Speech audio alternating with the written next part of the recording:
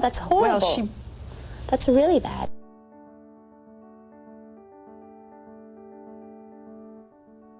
Princess Diana, Panorama. Do you really believe that a campaign was being waged against you? Yes, I did, absolutely. Yeah. In 1995, Princess Diana's BBC Panorama interview stunned the world.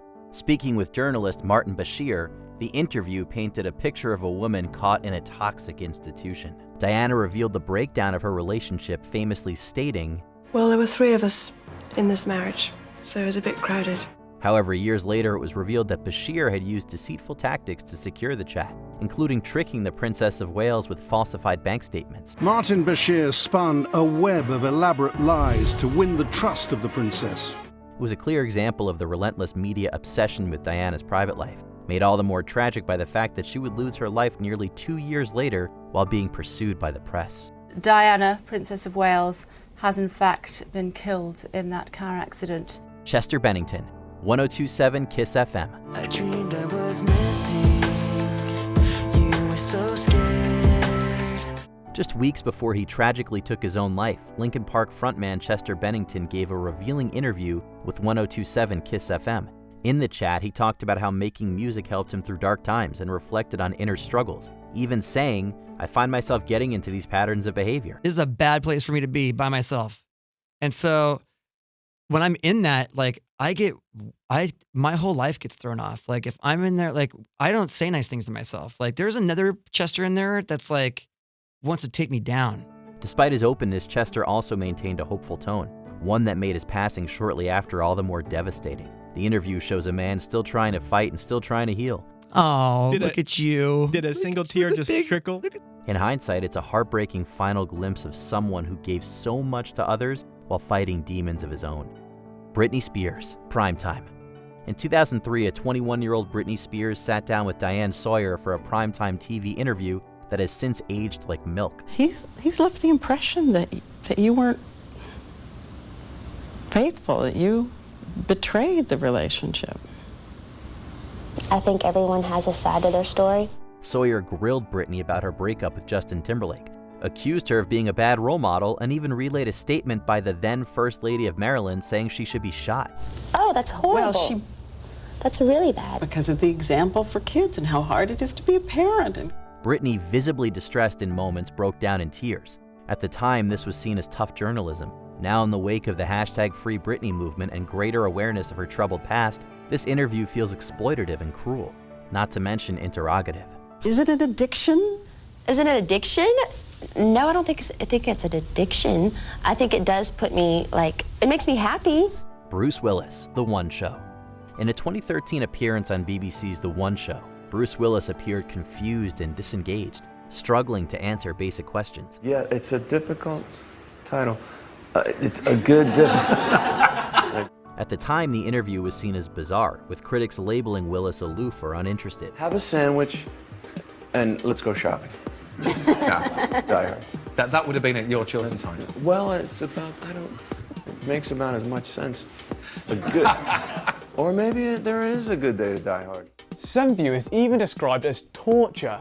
However, in the light of his 2022 diagnosis with aphasia, later revealed to be part of frontotemporal dementia, the moment now feels deeply tragic. Family released a statement today saying he's been diagnosed with frontotemporal dementia, which affects behavior, speech, and language. There's currently no cure or treatment for FTD. What once seemed like awkward rambling now appears to be an early sign of a devastating cognitive decline. Rather than a celebrity phoning it in, the interview shows a man quietly battling symptoms of a disease that was already affecting his ability to communicate. Corey Feldman, The View. When Corey Feldman appeared on The View in 2013, the Stand By Me actor spoke openly about the mistreatment he and fellow child star Corey Haim allegedly endured in Hollywood. And they do not want me saying what I'm saying right now. While Feldman was visibly emotional and serious, The View's panelists, particularly Barbara Walters, responded with skepticism. Walters even responded to his claims by saying, "You're damaging an entire industry." Today, Corey's warnings are viewed with far more gravity, especially in the wake of the Me Too movement and increased scrutiny of child exploitation in the entertainment world. I'm saying that there are people that were the people that did this to both me and Corey that are still working, they're still out there, and they're some of the richest, most powerful people in this business. To this day, he remains a steadfast voice for victims of child abuse and neglect.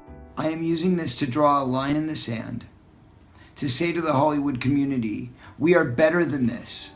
Mariah Carey, The Ellen DeGeneres Show.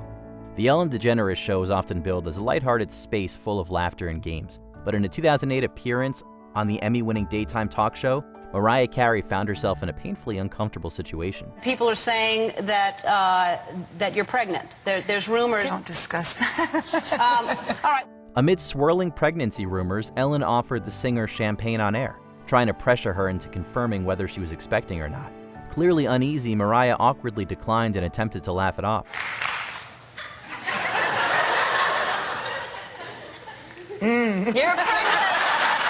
You're pregnant! It wasn't until later that she revealed she had tragically suffered a miscarriage shortly after the appearance. Today, the clip is widely seen as invasive and inappropriate, not to mention cringeworthy. But she says she didn't enjoy that moment. Stephen Twitch Boss, The Jennifer Hudson Show.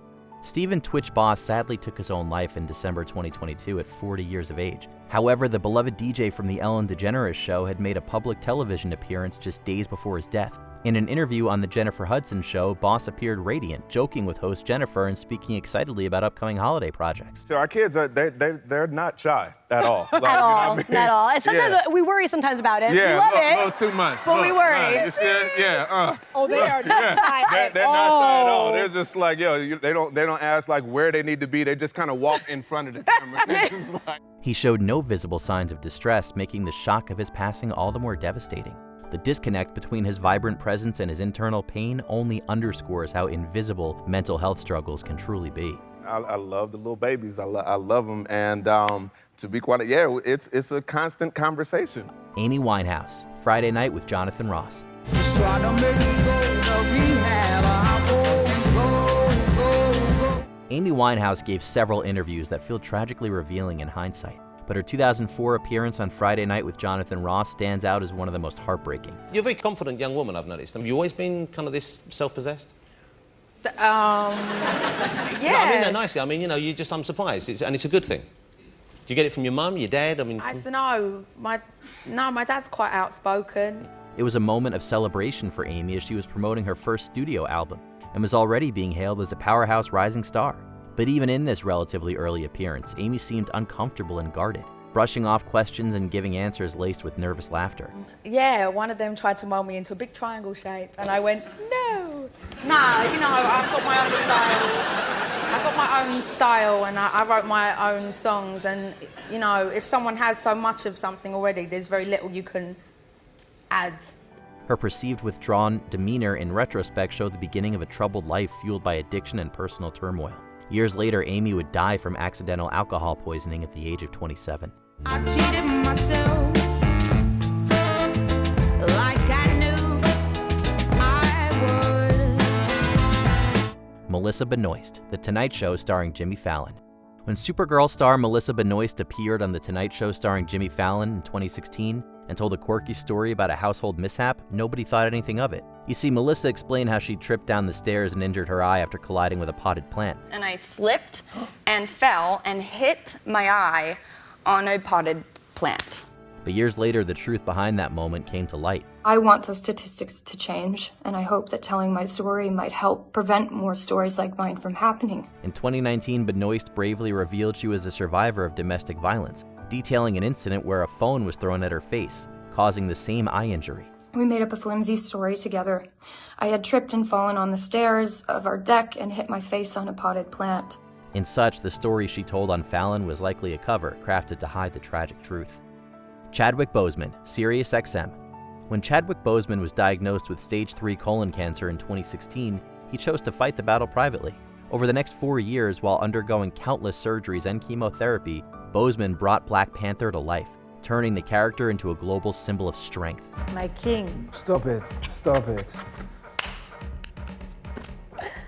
What makes his journey even more extraordinary and heartbreaking is that he never let on in any of his interviews. One especially poignant instance came in 2018 when Boseman grew tearful, recalling 2 young fans with terminal illness who were holding on to see his Black Panther film. So it put me back in the mind of being a kid, just to experience those 2 little boys' anticipation of this movie.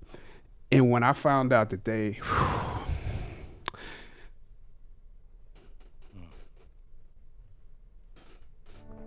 Knowing now that he too was silently fighting for time adds a devastating layer to this heartstring-tugging moment. Which of these interviews hit you the hardest? Let us know in the comments below. If I'm out of myself, I'm great. If I'm inside all the time, I'm horrible. I'm a mess.